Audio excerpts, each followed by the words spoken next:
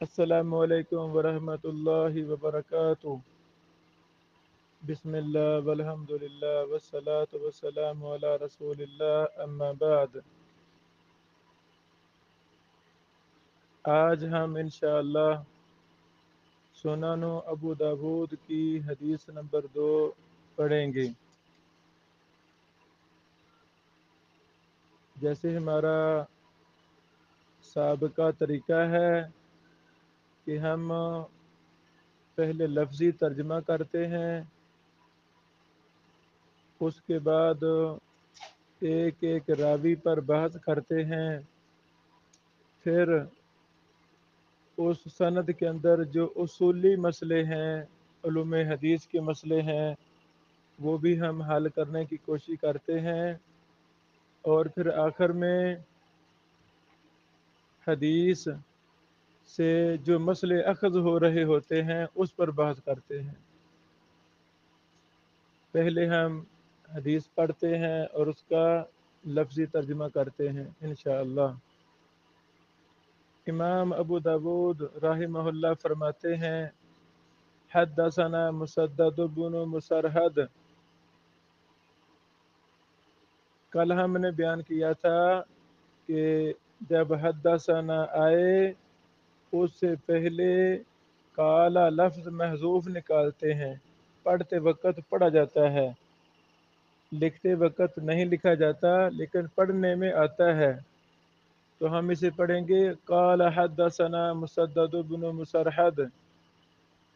آگے پھر ہے حدثنا عیسیٰ بن یونس، یہاں بھی ہم قالا محذوف نکالیں گے، قال حدثنا عیسیٰ بن یونس۔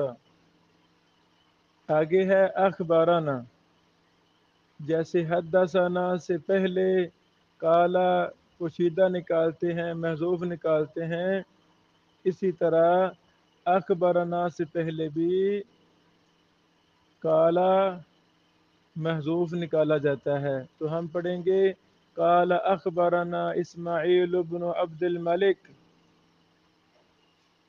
یاد رہے حدثنا اور اخبرنا کے اندر بعض محدثین فرق نہیں کرتے، وہ کہتے ہیں حدثنا اخبرنا انبأنا، یہ تینوں لفظ ملتے جلتے ہیں، ایک ہی ہیں، لیکن بعض فرق کرتے ہیں۔ جو فرق کرتے ہیں وہ کہتے ہیں حدثنا راوی اس وقت بولتا ہے جب استاد پڑھا رہا ہو، استاد بول رہا ہو، شاگرد سن رہے ہوں، اس وقت کہا جاتا ہے حدثنا۔ اور اخبارنا اس وقت کہا جاتا ہے جب شاگرد پڑھ رہا ہو، استاد سن رہا ہو۔ جب شاگرد بول رہا ہے، کتاب پڑھ رہا ہے، حدیث پڑھ رہا ہے اور استاد سن رہا ہے، اس وقت کہا جاتا ہے اخبارنا۔ ان دونوں لفظوں میں اور بھی تفصیلات ہیں بڑی زیادہ، وہ میں نے ایک دورہ کروایا تھا، تحمل و ادا، ان لفظوں کو کہتے ہیں تحمل و ادا، اور یہ الفاظ، یہ صیغے محدثین نے اپنی طرف سے نہیں بنائے، بلکہ حدثنا اخبرنا انبأنا سمعت قال عن، ان سب کا استدلال محدثین نے قرآن و حدیث سے کیا ہے۔ میرا یوٹیوب چینل علوم الحدیث ابن بشیر پر ایک پورا دورہ ہے تحمل و ادا کے نام سے، وقت نکال کے سنیں، آپ کو بہت مسائل سمجھا جائیں گے۔ یہ باقاعدہ فن ہے تحمل و ادا کا۔ تو جیسے ہم نے حدثنا سے پہلے کالا محذوف نکالا، اسی طرح ہم اخبرنا سے پہلے بھی کالا محذوف نکالیں گے۔ قال اخبرنا اسماعیل بن عبد الملک عن ابی الزبیر عن جابر بن عبد اللہ۔ ترجمہ ہم کرتے ہیں، قال حدثنا مسدد بن مسرہد، امام ابو داود نے کہا ہم کو حدیث بیان کی مسدد بن مسرہد نے، حدثنا نون الف نا، نون الف نا، ہم کو، کیا مطلب؟ امام ابو داود اکیلے نہیں تھے بلکہ کلاس تھی اور بھی زیادہ، اور بھی وہاں شاگرد طلبہ موجود تھے۔ جب مسدد بن مسرحد امام نے یہ حدیث بیان کی، اگر استاد اور شاگرد اکیلا ہی ہو تو پھر حدثانی کہا جاتا ہے۔ ہمیں حدیث بیان کی مسدد بن مسرحد نے، انہوں نے کہا ہمیں حدیث بیان کی عیسیٰ بن یونس نے، انہوں نے کہا ہمیں خبر دی، اخبرنا مانا ہمیں خبر دی اسماعیل بن عبد الملک نے، وہ ابو زبیر سے، وہ جابر بن عبداللہ سے رضی اللہ تعالیٰ عنہ، ان النبی صلی اللہ علیہ وسلم، بے شک نبی صلی اللہ علیہ وسلم، کانا تھے، اذا اراد البراز، جب ارادہ کرتے قضاء حاجت کی طرف جانے کا،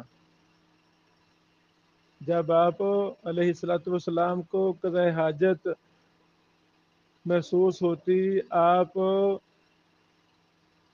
جانے کا ارادہ کرتے قضاء حاجت کی طرف، ان تعالیٰ کا آپ چلتے، حتی لا یراہ احد، یہاں تک کہ آپ کو کوئی بھی نہ دیکھتا، یعنی دور نکل جاتے۔ اس حدیث کا معنی وہی ہے جو پہلی حدیث میں تھا۔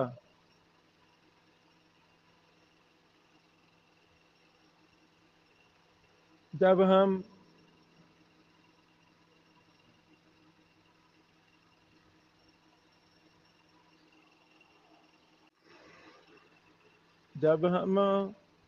لفظ براز پر غور کرتے ہیں، لفظ براز، اب یہ لغت کا مسئلہ ہے، غریب الحدیث کا مسئلہ ہے، لغت کا۔ ہمارے پاس لغت کی کوئی نہ کوئی ضرور کتاب ہونی چاہیے، عربی ٹو عربی بھی ہیں بہت زیادہ لغات، اردو عربی ٹو اردو بھی ہیں، تو تاکہ ہم مشکل الفاظ کو وہاں سے حل کر سکیں۔ تو جب ہم لفظ براز پر غور کرتے ہیں تو یہ با پر زبر پڑنی ہے۔ امام خطابی رحمہ اللہ نے ابو داود کی ایک بڑی جامع شرح لکھی ہے، اس شرح کے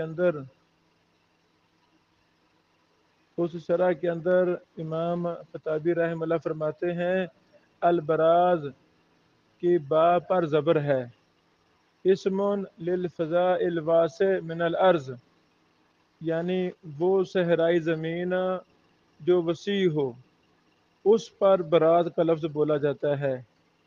تو بولو براز کے لیے عموماً اپنی بستی سے باہر ہی نکلا جاتا ہے، جو وسیع زمین ہو اس طرف ہی جایا جاتا ہے۔ تو بعض نے براز کی با پر زیر پڑی ہے براز، ان کی بات ٹھیک نہیں ہے، وہ غلط بات ہے۔ تو اس کا یعنی معنی بارزہ کا مطلب زہر ہونا ہوتا ہے۔ انسان اندر بیٹھا ہے، جب باہر نکلے گا تو اسے کہیں گے بارزہ، وہ زہر ہوا۔ تو براز کا مطلب کیا ہے؟ وسیع و عریض زمین جس کی طرف انسان جاتا ہے قضاء حاجت کے لیے بستی سے باہر۔ ہمیں لغت ضرور استعمال کرنی ہے۔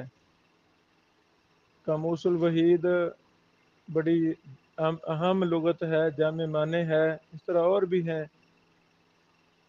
یہ کتابیں پی ڈی ایف میں بھی موجود ہیں، بندہ کم از کم وہاں سے فائدہ لے لے، بلکہ لغت پر تو پوری اپلیکیشنیں موجود ہیں، وہاں سے بھی ہم فائدہ لیں، اپلیکیشن کا لیں ڈاؤن لوڈ۔ اب ہم اس حدیث کے راویوں پر بحث کرتے ہیں، روات حدیث پر ہم بحث کرتے ہیں۔ پہلے راوی ہیں مسدد بن مسرحد، ان کا پورا نام مسدد بن مسرحد بن مسربل ابو الحسن اسدی البصری، ابو الحسن ان کی کنیت ہے۔ اللہ اکبر۔ تہذیب الکمال میں ان کے نام کے ساتھ لکھا ہوا ہے خا دال تا سین، خاص مراد بخاری یعنی یہ صحیح بخاری کے راوی ہیں، دال سے مراد ابو داود، تا سے مراد ترمذی، سین سے مراد نسائی۔ ایک یہ بھی قول ہے کہ ان کا نام عبد الملک بن عبد العزیز ہے، اور مسدد اور مسرحد یہ ان کے لقب ہیں باپ بیٹے کے، ایک یہ بھی قول ہے۔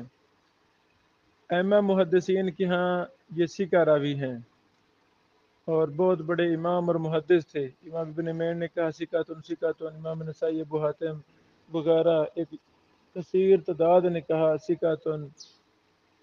تہذیب الکمال میں یہ راوی نمبر ہے 6491، 6491 نمبر یہ راوی ہے، وہاں ان کے تفصیلی حالات موجود ہیں، آپ ضرور پڑھیں، جہاں ڈاؤٹ ہو پوچھیں۔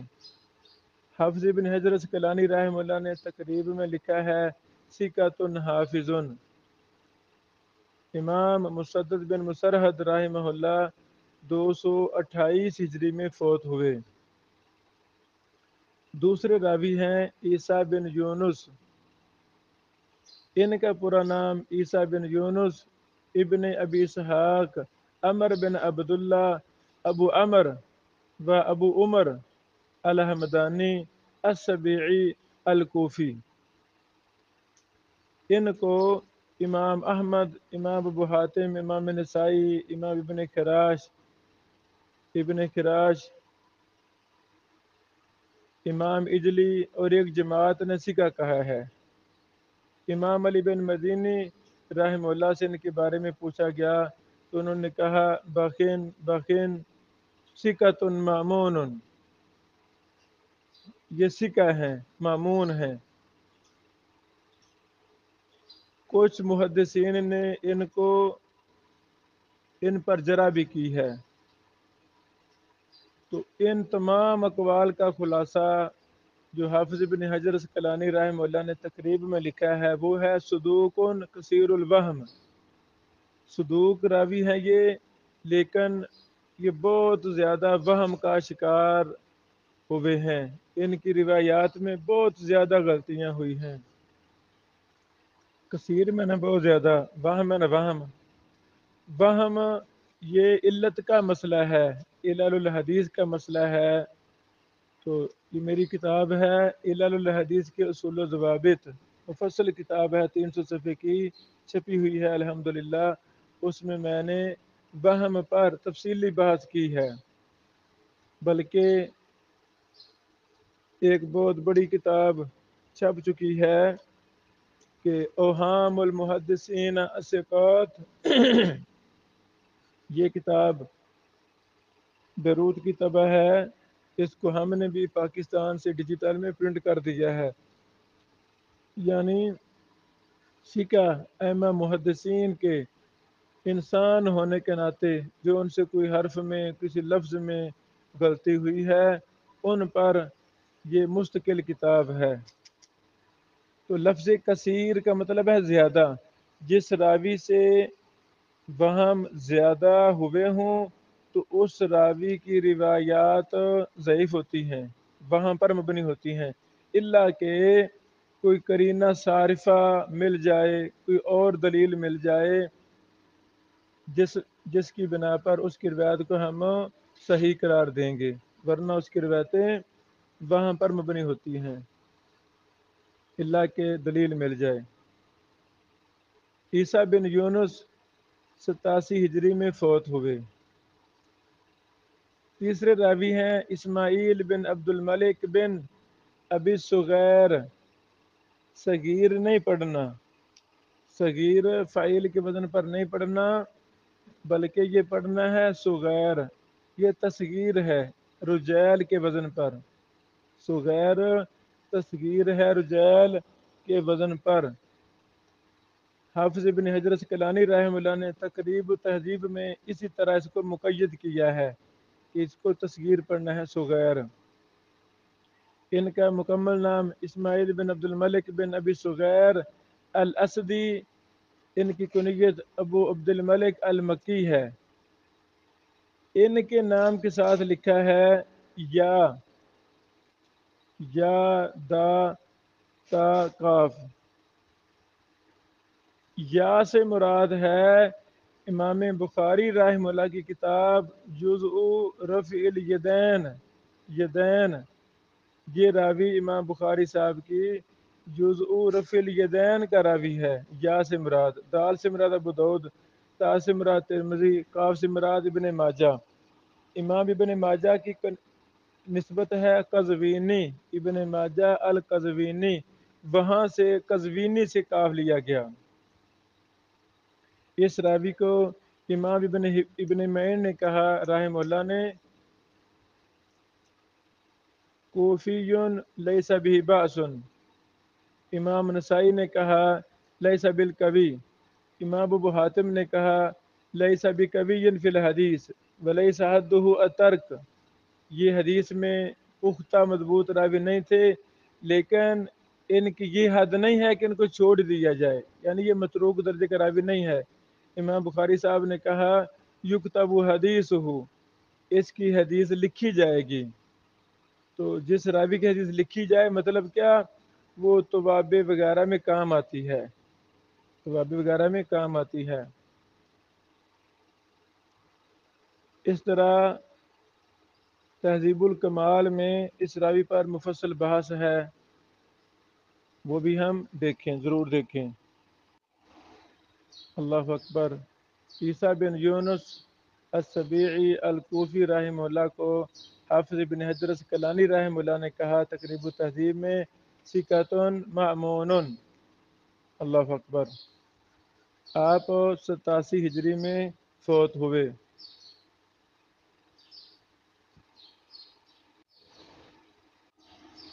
عیسیٰ بن یونس کو ابن حجر صاحب نے ثقۃ مأمون کہا ہے۔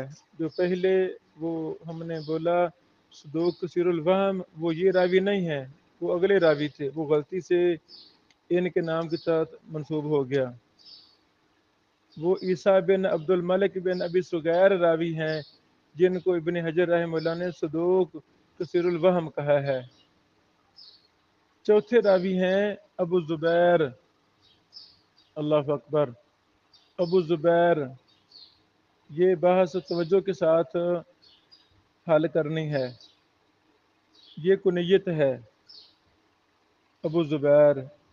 اس راوی کا مکمل نام یہ ہے محمد بن مسلم بن تدرس، یہ پڑھتے ہیں تدرس، وہ ٹھیک نہیں ہے۔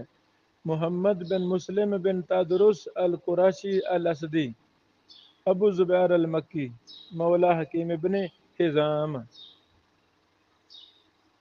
اللہ اکبر۔ امام ابن معین رحمہ اللہ، امام نسائی اور ایک جماعت نے ان کو ثقہ کہا ہے۔ امام ابو زرع، امام ابو حاتم رازی، امام بخاری رحمہ اللہ نے کہا لا یحتج بہ، اس سے حجت نہیں لی جائے گی۔ امام بخاری رحمہ اللہ ان سے روایت لائے ہیں صحیح بخاری میں، لیکن کیسے لائے ہیں؟ مقروناً بغیرہ، یعنی دوسرے راوی کے ساتھ ملا کر لائے ہیں، اکیلے کی روایت نہیں لائے۔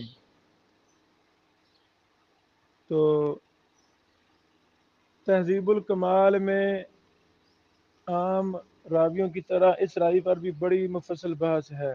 وہ ساری بحث میں نے ایک مقصد کے لیے PDF فائل میں ساتھ بھیجی ہے تاکہ کسی بہانے آپ مطالعہ کریں۔ جب تہذیب الکمال ہم کھولتے ہیں، بلکہ ایک دو فائدے اور بھی بیان کرنا چاہتا ہوں۔ حافظ ابن حجر اسقلانی رحمہ اللہ نے تمام اقوال کا خلاصہ جو نکالا ہے وہ ہے صدوق الا انہ یدلس، یہ صدوق ہیں، ان کی روایت حسن درجے کی ہے، حسن لذات ہی، لیکن یہ مدلس ہیں، تدلیس کرتے تھے۔ آج ہم انشاءاللہ مقدمہ ابن الصلاح سے تدلیس پر بھی کچھ بحث ابھی ہم کرتے ہیں تاکہ ہمیں کچھ پتہ چلے کہ تدلیس ہے کیا۔ مختصراً عرض یہ ہے کہ ابو زبیر المکی محمد بن مسلم بن تدرس رحمہ اللہ یہ صدوق درجے کے ہیں، لیکن یہ مدلس بھی تھے، اور مدلس بھی تیسرے طبقے کے ہیں۔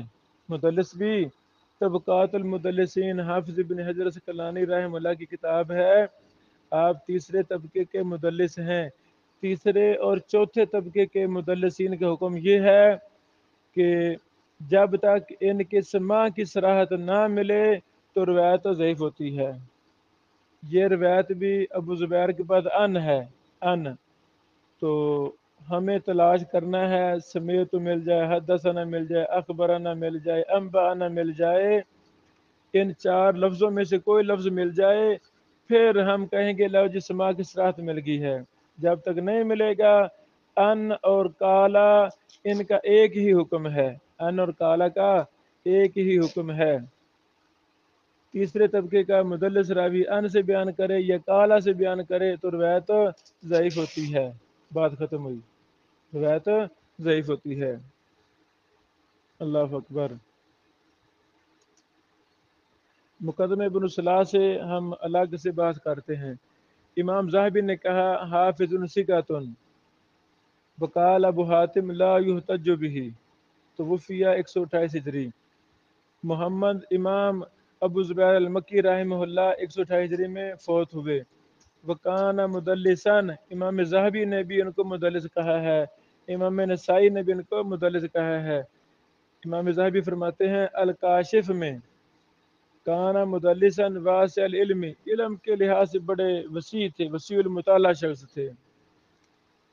تہذیب الکمال کے جرح و تعدیل کے اقوال میں نے سارے نقل کیے ہیں پی ڈی ایف فائل میں، آپ ان کو پڑھیں، انشاءاللہ بہت زیادہ فائدہ ہوگا۔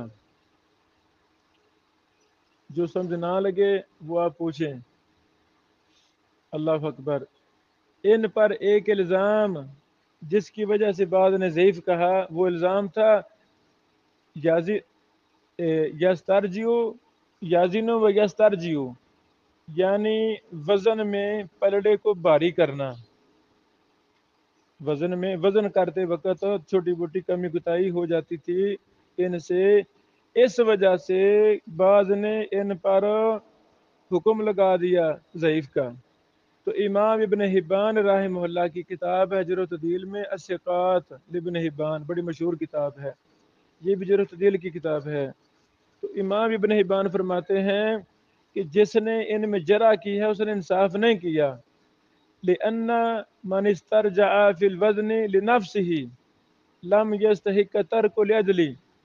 امام ابن حبان فرماتے ہیں جس نے جرح کی اس نے انصاف نہیں کیا، کیونکہ وزن کے اندر ترازو میں پلڑا بھاری کرنا یہ ان کا ذاتی فعل تھا، اس کی وجہ سے ان کو چھوڑ دینا یہ درست نہیں ہے۔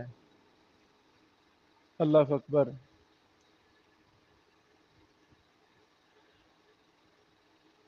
یہاں پر اس کے بعد والے راوی ہیں سیدنا جابر بن عبداللہ رضی اللہ تعالی عنہ، صحابی ہیں۔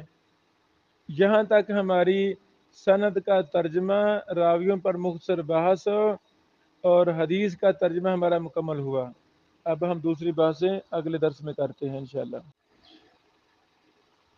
بسم اللہ والحمد للہ والصلاة والسلام علی رسول اللہ، اما بعد۔ سنن ابی داود کی حدیث نمبر 2 پر ہم بحث کر رہے تھے، تو حدیث کا حکم کیا ہے؟ کیونکہ راویوں پر بحث کا مقصد حکم کی تلاش ہے، حکم تک پہنچنا ہوتا ہے کہ راویوں کا فائدہ یہی ہے کہ حکم ہم دیکھیں، حکم کیا ہے، ٹیپ لگا دو ٹیپ۔ تو حکم اس کا یہ ہے کہ یہ حدیث صحیح ہے، یہ حدیث صحیح ہے۔ اب صحیح کیوں ہے اس پر تفصیل ہے۔ سند کے لحاظ سے ابو داود کی یہ سند ضعیف ہے، سند ضعیف ہے۔ جب ہم متن حدیث پر غور کرتے ہیں تو اس کے ہمیں شواہد ملتے ہیں، حدیث نمبر 1 بھی شاہد ہے اور بھی شواہد ملتے ہیں، صحیح شواہد، جس بنا پر یہ حدیث صحیح ہے۔ اس سند کے ضعف کی علتوں میں سے ایک تو یہی علت معروف جس پر ہم نے بات کی کہ ابو زبیر المکی محمد بن مسلم بن تدرس راوی تیسرے طبقے کے مدلس ہیں، ان سے بیان کر رہے ہیں، سماع کی صراحت ہمیں اور محدثین کو کہیں نہیں ملی، ایک یہ وجہ ہے۔ اور دوسری وجہ اس میں ایک راوی ہیں اسماعیل بن عبد الملک، ان کو کثیر محدثین نے ضعیف کہا ہے، لیکن حافظ ابن حجر رحمہ اللہ نے ان کو صدوق کہا ہے، اور راجح بھی یہی ہے کہ یہ راوی صدوق درجے کے ہیں لیکن کثیر الوہم ہے۔ بعض نے یہ لکھا کہ جمہور نے ان کو ضعیف کہا ہے، یاد رہے جمہور کسی مسئلہ میں کوئی دلیل نہیں ہے، ہمیں جمہوریت سے مرعوب نہیں ہونا۔ ووٹنگ کا مسئلہ ہو تو جمہور کو لینا یہ غلط ہے۔ فقہ کے اندر جو جمہور کہیں ان کی بات لیں گے، ایسی بات نہیں ہے، جو دلیل پر بات ہوگی وہی بات لیں گے، جو مسئلہ دلیل کے موافق ہوگا، دلیل کے قریب ہوگا قرآن و سنت کے، وہی لیں گے۔ یہ نہیں کہیں گے جمہور کا مسئلہ ہے، نہیں، ایسی کوئی بات نہیں ہے۔ تو جرح و تعدیل میں بھی جمہور کو لینا یہ کوئی مسئلہ نہیں ہے۔ جرح و تعدیل کے اندر محدثین کے طبقات ہیں، کچھ متشددین ہیں، کچھ متساہلین ہیں، کچھ معتدلین ہیں، لفظ جرح کے بھی آگے مراتب ہیں، یعنی جرح کے صیغوں کے مرتبے ہیں، طبقات ہیں روات کے، ہر چیز کا لحاظ رکھ کر پھر حکم لگایا جاتا ہے۔ تو راجح وہی ہے جو حافظ ابن حجر رحمہ اللہ نے کہا صدوق۔ تو سند کے لحاظ سے ابو داود کی حدیث نمبر 2 یہ ضعیف ہے سند کے لحاظ سے، لیکن جب ہم حکم لگاتے ہیں تو سند اور متن دونوں کو دیکھتے ہیں، اور اسی کو نہیں، اسی حدیث کو نہیں بلکہ دیگر احادیث کو بھی دیکھتے ہیں، سندوں کو بھی دیکھتے ہیں، متن کو بھی دیکھتے ہیں، قرآن کو بھی دیکھتے ہیں کہ اس کا شاہد کہیں اور تو نہیں آیا۔ اب اس حدیث میں جو مسئلہ ہے کہ نبی علیہ الصلوۃ والسلام قضاء حاجت کے لیے دور نکل جاتے تھے، چلے جاتے تھے یہاں تک کہ کوئی نہ دیکھتا، یہی مسئلہ ابو داود کی حدیث نمبر 1 میں ہے، تو دونوں ایک ہی روایتیں ہیں، مسئلہ ایک ہی ہے، پہلی حدیث اس کا شاہد بنے گی۔ شاہد کے لیے صحابی الگ الگ ہوتے ہیں، ان دونوں کے صحابہ الگ الگ ہیں، شاہد میں مسئلہ مانن مفہومن ایک ہوتا ہے، تو ان دونوں حدیثوں میں مسئلہ ایک ہی ہے۔ بعید پہلے میں تھا آبادہ، دور چلے جاتے تھے، اس میں ہے حتی لا یرہ احد، یہاں تک آپ کو کوئی ایک نہ دیکھتا۔ یہ دونوں لفظ آبادہ اور حتی لا یرہ احد یہ ایک دوسرے کے شاہد ہیں، اور بھی روایات شاہد ہیں۔ کل پہلی حدیث کی ایک دوسری سند دارمی میں بھی ہے، وہ ہمیں بعد میں علم ہوا درس کے بعد، وہ میں نے اپنی اصل فائل میں، اصل جو اس کی شرح لکھ رہا ہے اس میں نے وہ لکھ دی ہے، وہ میں آج نشر بھی کر دوں گا گروپ کے اندر انشاءاللہ۔ امید ہے بات واضح ہو گئی ہے۔ شیخ البانی رحمہ اللہ نے بھی اسی طرف اشارہ کیا ہے، شیخ صاحب فرماتے ہیں سنن ابی داود الام کے اندر لفظ الام پر غور کریں۔ شیخ البانی رحمہ اللہ کی ایک ہے تخریج و تحقیق مختصر ابو داود کی، وہ ام نہیں ہے، ایک ہے مفصل الصحیحہ الضعیفہ کی طرح، اس کا شاہ نے نام رکھا الام، صحیح ابو داود الام، ضعیف ابو داود الام، لیکن یہ نامکمل تھی کہ شیخ صاحب رحمہ اللہ وفات پا گئے۔ شیخ البانی رحمہ اللہ نے لکھا ہے ابو داود الام کے اندر قلت حدیث صحیح، یہ حدیث صحیح ہے۔ پھر فرماتے ہیں اسنادہ اخرجہ من طریق اسماعیل بن عبد الملک عن ابی زبیر عنہ وہذا اسناد ضعیف، جیسے میں نے وضاحت کی کہ یہ سند ضعیف ہے۔ اللہ اکبر۔ شیخ البانی صاحب لکھتے ہیں اسماعیل بن عبد الملک صدوق کثیر الوہم وہو ابن ابی سفیر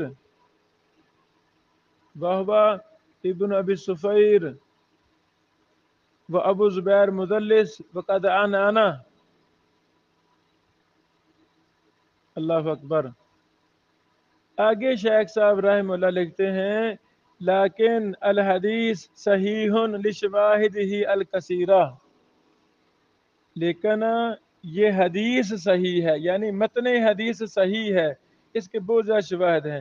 منہا الذی قبلہ، ان میں سے ایک شاہد وہی ہے جو پہلے گزر چکا ہے، حدیث نمبر 1۔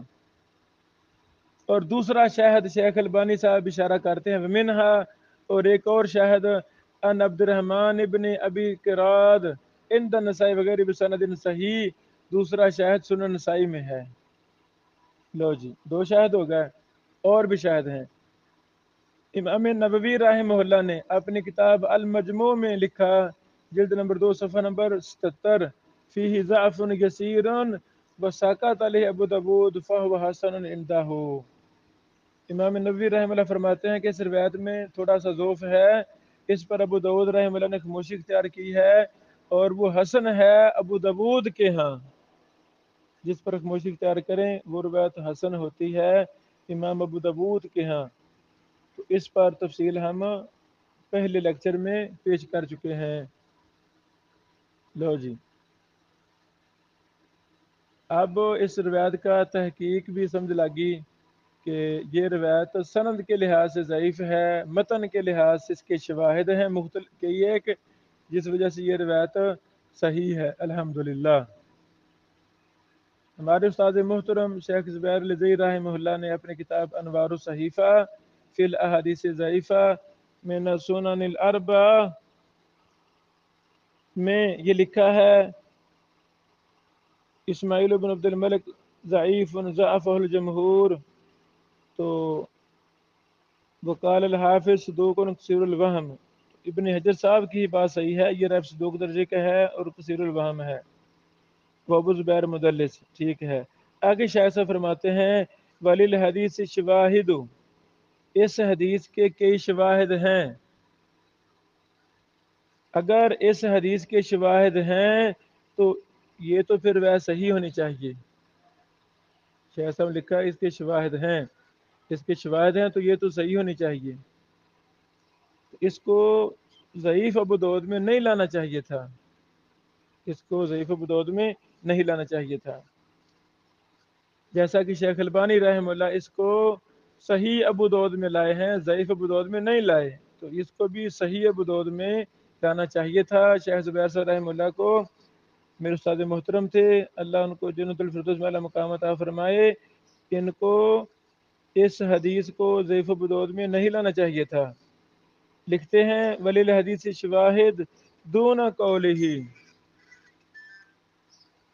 حتی لا یرہ احد، فرماتے ہیں کہ حتی لا یرہ احد ان کے علاوہ اس کے شواہد ہیں۔ میں نے پیچھے معنی میں عرض کیا اسی لیکچر میں کہ حدیث نمبر 1 میں لفظ ہے نبی پاک علیہ السلام قضاء حاجت کے لیے دور چلے جاتے، چلتے اور دور چلے جاتے، اب آدھا کے لفظ ہیں، تو اس میں لفظ ہیں حتی لا یرہ احد، تو اب آدھا کا مطلب یہی ہے یہاں تک کہ کوئی ایک نہ دیکھ لیتا، دور جانے کا مقصد یہی ہے نا، فائدہ دور نکل جاتے کیا قضاء حاجت کرتے وقت، یعنی کوئی دیکھ رہا تو وہاں بندہ بیٹھے گا؟ کبھی بھی نہیں بیٹھے گا، دور کا یہی مطلب ہے، آنکھوں سے اوجھل ہو جانا، دور ہو جانا۔ بہرحال یعنی جیسے شیخ البانی رحمہ اللہ نے حتی لا یرہ احد سمیت اس حدیث کے شواہد بتائے ہیں، تو یہی بات راجح ہے، یہی بات راجح ہے۔ تو الحمدللہ آخری بات استنباط حدیث، اس حدیث میں وہی مسائل ہیں جو پہلی حدیث میں تھے، اسی بہانے ہمیں پہلی حدیث کے جو ہم نے مسئلے اخذ کیے تھے ان مسائل کو دوبارہ ہمیں دہرا لینا چاہیے، وہ مسئلے تاکہ ازبر ہو جائیں، زبانی یاد ہو جائیں۔ متن حدیث کیا ہے؟ نبی پاک علیہ الصلوۃ والسلام کان اذا اراد البراز، جب آپ علیہ الصلوۃ والسلام قضاء حاجت کے لیے جانے کا ارادہ کرتے، ان تعالیٰ کا آپ چلتے حتی لا یرہ احد، یہاں تک کہ آپ کو کوئی ایک نہ دیکھتا، مطلب وہی ہے آپ دور چلے جاتے ہیں، تو قضاء حاجت کے لیے دور چلے جانا چاہیے تاکہ گندگی بدبو سے جو محلے والے ہیں، بستی والے ہیں، جو لوگ ہیں وہ محفوظ رہیں۔ بارک اللہ فیکم۔ بسم اللہ والحمد للہ والصلاة والسلام علی رسول اللہ، اما بعد۔ آج دوسری حدیث پر بحث کرتے ہوئے ابو زبیر المکی رحمہ اللہ پر ہم نے کہا یہ مدلس راوی ہے، تیسرے طبقے کا راوی ہے۔ تو اب میں نے مقدمہ ابن الصلاح کتاب کھولی ہے۔ مقدمہ ابن الصلاح یہ ماشاء اللہ وہ کتاب ہے جو بڑی ہی زیادہ بابرکت ثابت ہوئی۔ امام ابن الصلاح رحمہ اللہ سے پہلے محدثین نے جو کچھ بھی اپنی کتابوں میں اصول حدیث کا لکھا تھا، ابن الصلاح رحمہ اللہ نے ان سب کا خلاصہ نکالا اپنی کتاب میں۔ اور ابن الصلاح کے بعد آج تک جو بھی علوم حدیث پر کتابیں لکھی جا رہی ہیں وہ ساری ابن الصلاح سے ہی کوئی خلاصہ کر رہا ہے، کوئی تفصیل کر رہا ہے، یعنی یہاں سے ہی آگے سلسلہ نکلا۔ مقدمہ ابن الصلاح پر بڑی زیادہ کتابیں لکھی گئی ہیں، ماشاءاللہ بڑی بابرکت یہ کتاب ہے۔ تو ہم نے اس کا انتخاب کیا جو بڑی ہی اہم کتاب ہے، مقدمہ ابن الصلاح۔ اس کو مقدمہ اس لیے کہا جاتا ہے، دار الحدیث الاشرفیہ یہ دمشق کا وہ بابرکت مدرسہ ہے، دار الحدیث الاشرفیہ جو دمشق کے حاکم اشرف نے شروع کیا تھا۔ یہاں بڑے بڑے محدثین کو پڑھانے کا موقع ملا۔ امام ابن الصلاح نے یہاں پڑھایا، امام مزی نے یہاں پڑھایا، امام نبوی نے یہاں پڑھایا، امام ابن الملکن نے یہاں پڑھایا، اس طرح اور بھی بڑے بڑے محدثین نے یہاں پڑھایا۔ دار الحدیث الاشرفیہ دمشق میں یہ ادارہ ہے، آج بھی چل رہا ہے۔ اب یہ پرائمری سکول ہے گورنمنٹی، تو پہلے یہ محدثین کی درسگاہ تھی۔ اللہ اکبر۔ امام ابن الصلاح رحمہ اللہ نے یہاں سنن کبریٰ بہقی پڑھانی تھی، تو اس کے پڑھانے سے پہلے بطور مقدمہ اصول حدیث پر کچھ بحوث انہوں نے املا کروائیں، لکھوائیں۔ وہ جو بحوث تھیں علوم حدیث پر، ان کا نام ہے مقدمہ ابن الصلاح۔ دوسری بات، امام ابن الصلاح رحمہ اللہ نے صحیح مسلم کے تعارف منہج پر بھی ایک کتاب لکھی ہے، جو ہم نے پچھلے 2 مہینے پہلے ہم نے اس کو ڈیجیٹل پرنٹنگ سے شائع کیا، وہ دستیاب ہے، وہ بڑی پڑھنے والی ہے۔ جیسے مقدمہ ابن الصلاح علوم حدیث کی کتاب ہے، اسی طرح ابن الصلاح کی وہ کتاب بھی علوم حدیث پر ہے۔ اس کا شاید نام تھا صیانت صحیح مسلم، لمبا نام ہے، تو وہ میں فوٹو شیئر کلاس میں کروں گا انشاءاللہ۔ اس میں بھی بڑی علوم حدیث کی بحثیں ہیں، ابن الصلاح مقدمہ میں بھی بڑی علم حدیث کی بحثیں ہیں۔ یہ ضروری باتیں تھیں۔ اب امام ابن الصلاح رحمہ اللہ نے قسمیں بنائی ہیں۔ مقدمہ ابن الصلاح میں مختلف قسموں کا ذکر ہے، کل قسمیں ہیں 65۔ علوم حدیث کے 65 اقسام بنائی ہیں امام ابن الصلاح نے، یہ یاد رکھیں۔ 65 قسمیں، آخری قسم ہے النوع الخامس والستون، 65ویں قسم، معرفت اوطان الروات و بلدانہم۔ تو دوسرے محدثین نے اس سے بھی زیادہ قسمیں بنائی ہیں، کسی نے 90 بنائی ہیں، کسی نے 100 بنائی ہیں، کسی نے 70، کسی نے 80 بنائی ہیں۔ ابن الصلاح نے اپنے مقدمہ ابن الصلاح میں 65 قسموں پر علوم حدیث مرتب کیا ہے۔ تو مسئلہ تدلیس یہ ہے 12ویں قسم، نوثانی عشر 12ویں قسم پر ذکر ہے مقدمہ ابن الصلاح میں مسئلہ تدلیس کا۔ امام ابن الصلاح فرماتے ہیں معرفت التدلیس و حکم المدلس، تدلیس کی معرفت اور مدلس کا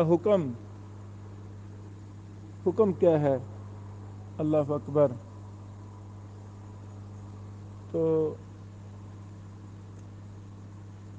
مقدمہ ابن الصلاح سے اہم باتیں میں پیش کرنا چاہتا ہوں، اہم باتیں۔ باقی آپ بھائیوں سے گزارش ہے اب اس کو پڑھیں، اس کو بھی ڈاؤن لوڈ کریں، خرید لیں یہ کتاب۔ مقدمہ ابن الصلاح کے عربی بڑی زیادہ شروحات ہیں، میرے سامنے اس کا سب سے اچھا نسخہ ہے 6 جلدوں والا۔ یہ مصر کے محدث اور محقق ابو معاذ طارق بن عوض اللہ بن محمد صاحب نے اس پر کام کیا ہے۔ اوپر ابن الصلاح کا مقدمہ ہے، اس کے نیچے امام عراقی کی التقیید والاضاء ہے اور حافظ ابن حجر رحمہ اللہ کی النکت ہے، اس کے نیچے النکت ہے۔ اللہ اکبر۔ نکت ابن حجر کی جو ابن الصلاح پر ہے، تو ترتیب کے ساتھ طارق عوض اللہ صاحب نے ان دونوں کو جمع کر دیا ہے کتاب کی ترتیب کے ساتھ، یہ سب سے اچھا کام ہے۔ پھر طارق صاحب چونکہ خود بھی ماشاءاللہ محدث ہیں، علوم حدیث پر بڑی گرفت ہے، بڑا صاحب ملکہ شخصیت ہیں، ملکہ تامہ ان کو اللہ نے دیا ہے علوم حدیث میں، تو انہوں نے بڑی تفصیل کے ساتھ بحثیں کی ہیں۔ اس کے اردو ترجمے بھی ہیں، اس لیے بتا رہا کہ مشکل پیش آئے مجھ سے فائدہ لیں، خود غور کریں، لغت کی کتابوں کا سہارا لے کر خود حل کریں، شرح دیکھ کر حل کریں، ورنہ اردو کتابوں سے بھی فائدہ لینے میں کوئی حرج نہیں ہے۔ سب سے پہلے ابن الصلاح صاحب کہتے ہیں التدلیس قسمان، تدلیس کی 2 قسمیں ہیں۔ دوسرے محدثین نے تدلیس کی 5 قسمیں بنائی ہیں، 5 قسمیں۔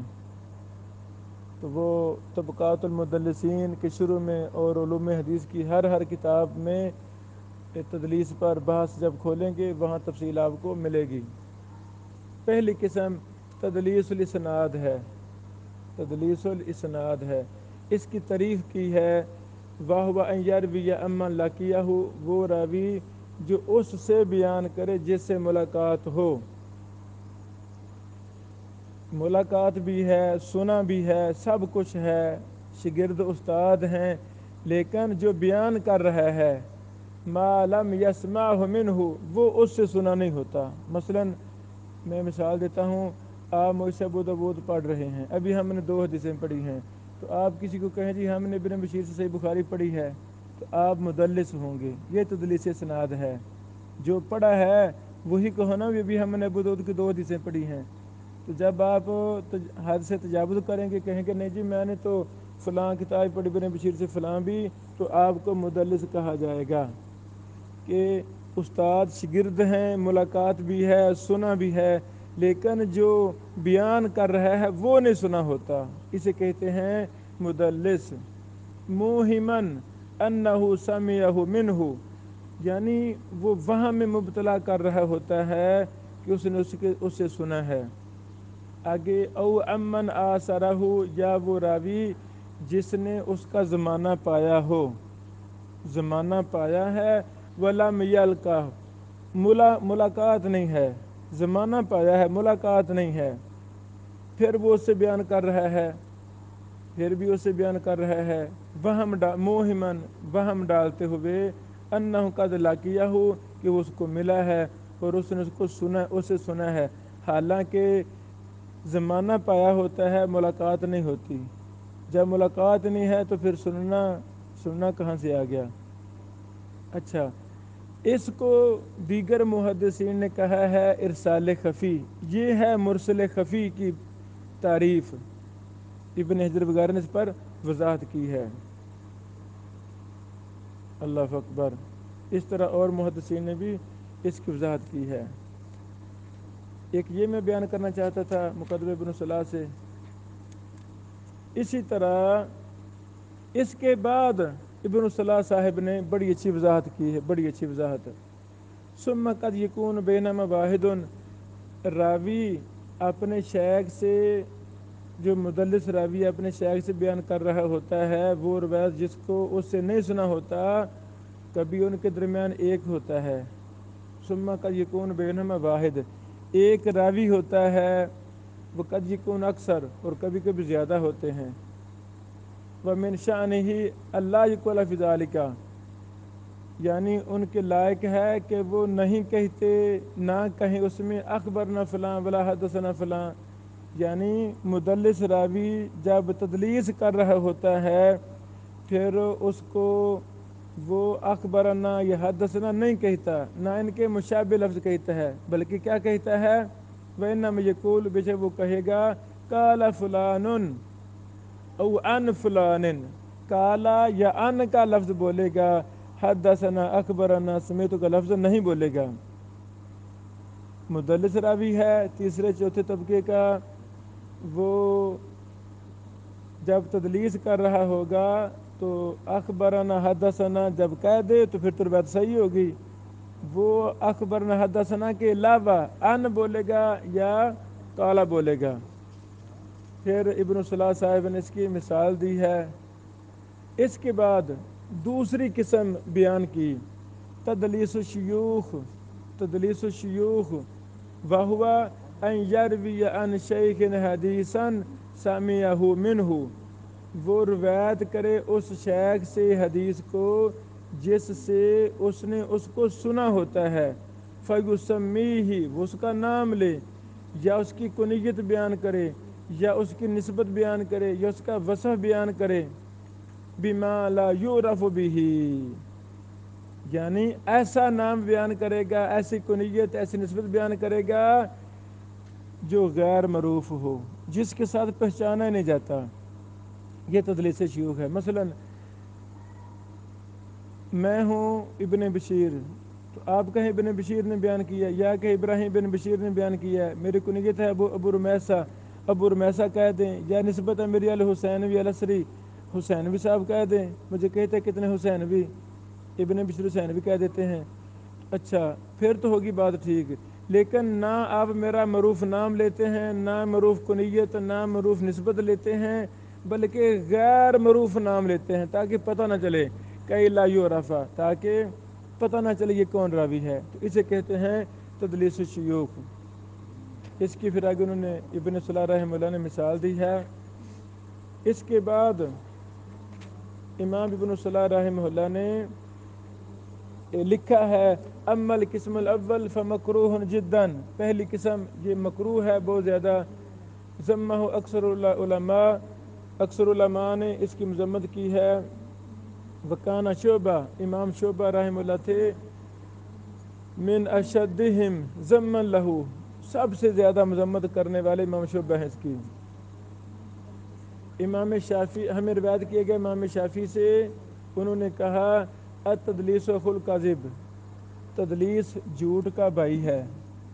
اب امام ابن صلاح رحمہ اللہ تدلیس کی مذمت پر مختلف اقوال نقل کر رہے ہیں، پھر آخر میں راجح قرار دیں گے کہ راجح کیا ہے تدلیس میں.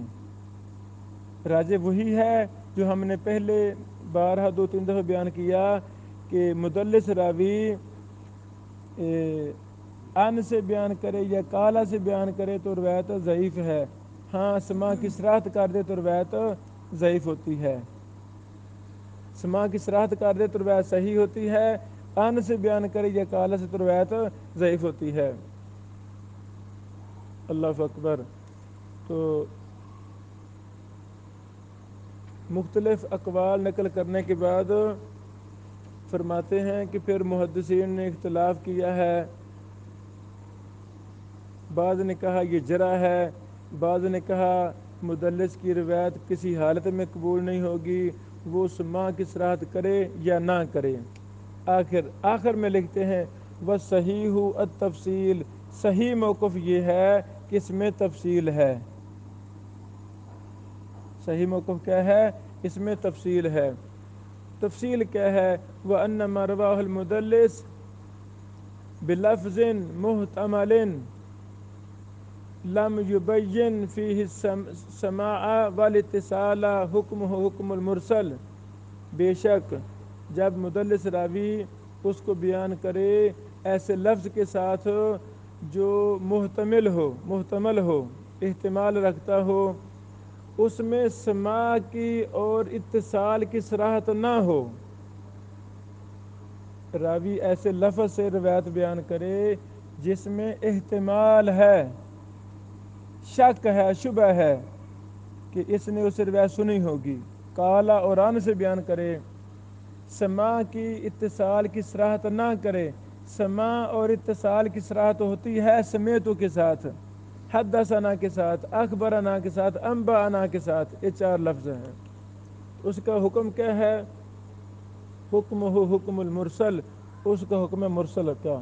جس طرح مرسل ضعیف ہے اسی طرح مدلس جب ان سے بیان کرے اس کی روایت بھی ضعیف ہوتی ہے۔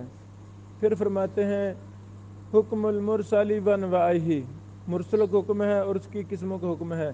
وما رواہ بلفظ مبین للاتصال، اور جس کو وہ روایت کرے ایسے لفظ کے ساتھ جو اتصال کی وضاحت کرنے والا ہو، سماع اور اتصال پر مشتمل ہو وہ لفظ، راوی نے سنا ہے، راوی ملاقات ہے، یہ روایت اس نے سنی ہے، سماع کی صراحت ہو، جیسے سمیتو، حدثنا اور اخبرنا و اشباہہما، یہ تینوں لفظ اور ان کے مشابہ لفظ سے جب مدلس راوی بیان کرے فہو مقبول، تو وہ مقبول ہے، محتج بہ، اس سے حجت پکڑی جائے گی۔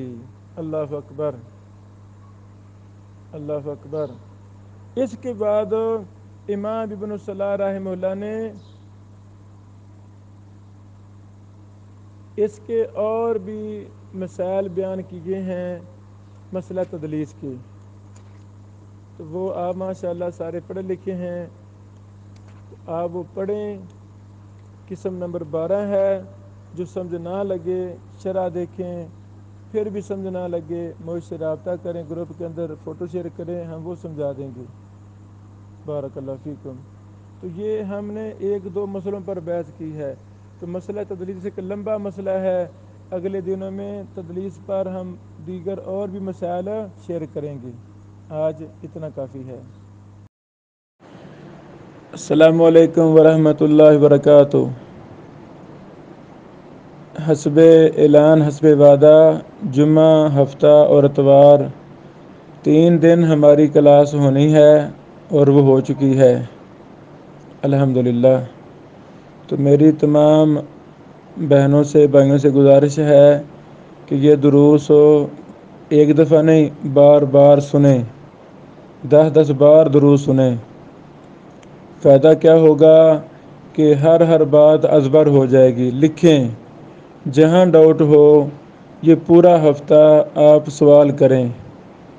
میں چونکہ اپنے ادارہ گرین ٹاؤن لاہور اسنا ریسرچ سینٹر میں ایک بڑا بھی دورہ کروا رہا ہوں فزیکل، جس میں پورے پاکستان سے علماء، طلبہ و طالبات داخل ہو رہے ہیں، اور وہ ہماری کلاس جمعرات کو شروع ہونی ہے۔ مجھے وہاں بھی ٹائم دینا ہے فزیکل، تو آن لائن بھی ہم نے یہ خدمتی حدیث کا کام ہمارا پرانا تھا وہ بھی شروع کیا، فزیکل بھی۔ آپ بھائیوں بہنوں کو سوالات کی عام اجازت ہے، کوئی بھی ڈاؤٹ ہو آپ گروپ کے اندر سوال کریں، میں انشاءاللہ اول فرصت میں جواب دوں گا۔ جو میں بہرحال لکھنے کا کہتا ہوں، لکھیں لکھیں لکھیں، اس کا فائدہ کیا ہوگا کہ آپ کے اندر لکھنے کی صلاحیت پیدا ہو جائے گی۔ ماشاءاللہ مجھے بڑی خوشی ہوئی، کچھ بہنیں بھائی اردو میں لکھ رہے ہیں، ایک ہمارے محترم انگلش میں ترجمہ کر کے سارا دورہ لکھ رہے ہیں۔ تو یہ آپ کے ذکر خیر کے ساتھ یہ ہماری کتابیں ہیں کل کی، میں ان کو شائع کروں گا، آپ دیکھیں گے کافی زیادہ بہن بھائیوں نے میری نگرانی میں میرے دروس مرتب کیے، تو وہ میں ان کے نام کے ساتھ ٹائٹل پر نام لاتا ہوں، اپنے نام کے ساتھ ان کا بھی، تاکہ ایک ذکر خیر قیامت تک رہے، صدقہ جاریہ بن جائے۔ تو یہ آپ خود بھی فائدہ لیں اور بھی اپنے حلقہ احباب میں بہنوں کو، بھائیوں کو دعوت دیں، تو انشاءاللہ یہ 2 سال کا سفر ہمارا، اس میں بہت کچھ سیکھنے کو ملے گا۔ پھر اصل کتابیں ضرور دیکھیں، اصل کتابیں خرید لیں۔ ہمارا آن لائن سسٹم بھی ہے کتب بھیجنے کا پوری دنیا میں۔ آپ ہمیں ایڈریس بھیجیں، کتابیں 1 ہفتے کے اندر اندر امریکہ، UK، سعودی عرب، جہاں بھی آپ بیٹھے ہیں کتابیں وہاں، کویت تک پہنچتی ہیں کتابیں ہماری، بیروت تک، سعودی عرب، امریکہ، UK، ہر جگہ ہم کتابیں بھیجتے ہیں، کوئی مسئلہ نہیں ہے۔ آخری بات، میری ان باتوں میں کوئی آپ کو علمی لغزش کمزوری نظر آئے تو آپ ضرور بھی ضرور یہ مجھ تک پہنچائیں تاکہ میں اپنی اصلاح کر سکوں۔ اور میں چونکہ خود بھی مصنف اور محقق ہوں، یہ ہر بات میں لکھ رہا ہوں، شرح ابو داؤد لکھ رہا ہوں، 2 حدیثوں پر کام مکمل ہو گیا 100%۔ کوئی بھی کمی کوتاہی ہو مجھ تک پہنچائیں تاکہ میں اپنی اصلاح کر سکوں۔ اور جو میں باتیں بیان کر رہا ہوں ان میں کوئی اور توجیہ، کوئی اضافہ، کوئی اہم بات آپ کو ملے تو وہ بھی مجھے بھیجیں تاکہ میں آپ کے ذکر خیر کے ساتھ کہ فلاں بھائی نے، فلاں بہن نے میری رہنمائی کی، میں وہ بھی ایڈ کر سکوں۔ اللہ ہمارا حامی و ناصر ہو۔ یہ دور ہم نے قرآن و حدیث کو پوری دنیا میں عام کرنا ہے۔ یہ ٹیکنالوجی، یہ آن لائن، یہ اللہ تعالیٰ نے ہمارے لیے یہی بنایا ہے، اس کو بہتر سے بہتر انداز میں آگے سے آگے لے کر جائیں۔ اللہ ہمارا حامی و ناصر ہو۔ جو پڑھیں اس کو یاد کریں، لکھیں، بار بار دہرائیں۔ گھر میں بھائی ہیں، بہنیں ہیں، ماں ہے، بہن، بچے، بیٹے بیٹیاں ہیں، رشتہ دار ہیں، یہ سبق آگے پڑھانے شروع کر دیں، یہ سبق آگے پڑھانے شروع کر دیں۔ جس کو یہ توفیق مل جائے، جو سبق استاد کا پڑھا آگے پڑھانا شروع کر دیا، اللہ کی قسم وہ انسان بڑا پختہ استاد بن جاتا ہے، وہ محدث اور امام بن جاتا ہے۔ تو پڑھانے سے علم یاد رہتا ہے، پڑھانے سے علم دہرایا جاتا ہے۔ اللہ تعالی ہمیں ان باتوں پر عمل کرنے کی توفیق عطا فرمائے۔ اب ہمارا لیکچر انشاءاللہ جمعہ کے دن ہوگا حسب وعدہ 7 بجے۔ تو یہ اب 3 دن آپ اپنے کام کریں، یہ لیکچر بار بار سنیں، اصل کتابیں دیکھیں۔ ایک میں نے حوالہ دیا، 10 اور حوالے دیکھیں، اور کتابوں میں یہی چیزیں دیکھیں۔ فقہ کی مسائل ہیں، سند کی مسائل ہیں، اصول حدیث کی مسائل ہیں۔ ہم نے مقدمہ ابن الصلاح مقرر کیا ہے، جیسے ہم نے کل ایک بات بھی پڑھی۔ میں چاہتا ہوں آپ 100 کتابوں سے رہنمائی لیں، زیادہ سے زیادہ مطالعہ کریں، فوائد جمع کریں۔ ابھی جوانی ہے، ابھی وقت ہے، کل کو مصروفیات بڑھ جانی ہیں تو شاید وقت نہ ملے۔ ابھی ہم زندگی گزارنے کے لیے مواد ڈاٹا جمع کر لیں۔ میری کوشش ہوگی کہ جب ہمارا دورہ ختم ہو، ہر میرے بھائی بہن کے پاس ابو داؤد کی پوری شرح ہو، جو میں لکھ رہا ہوں وہ بھی ہوں، آپ کی طرف سے اضافے وہ بھی ہوں، تو کتنا مبارک کام ہو جائے گا۔ میں آپ کو حدیث نہیں پڑھا رہا، میں آپ کو محدثین کے ساتھ ملا رہا ہوں۔ ہماری اونچی سوچ ہے، اونچی کیا سوچ ہے؟ اللہ تعالیٰ آپ سب کو محدثین بنا دے، اللہ میری بیٹیوں بہنوں کو محدثات بنا دے، تاکہ ہمارا دور علم قرآن و حدیث والا دور بن جائے۔ اللہ قیامت والے دن ہم سب کو معاف کر دے۔ جاؤ، میں نے آپ کو معاف کیا، تم نے میرے پیغمبر محمد رسول اللہ صلی اللہ علیہ وسلم کی حدیث کی خدمت کی ہے، تم نے ضعیف اور صحیح کا فرق کر دیا ہے، تم نے ایک مردہ علم علل کو، علم جرح و تعدیل کو، علم سند کو تم نے عام کر دیا دنیا میں۔ اللہ ہمارا حامی و ناصر ہو۔ السلام علیکم ورحمۃ اللہ وبرکاتہ۔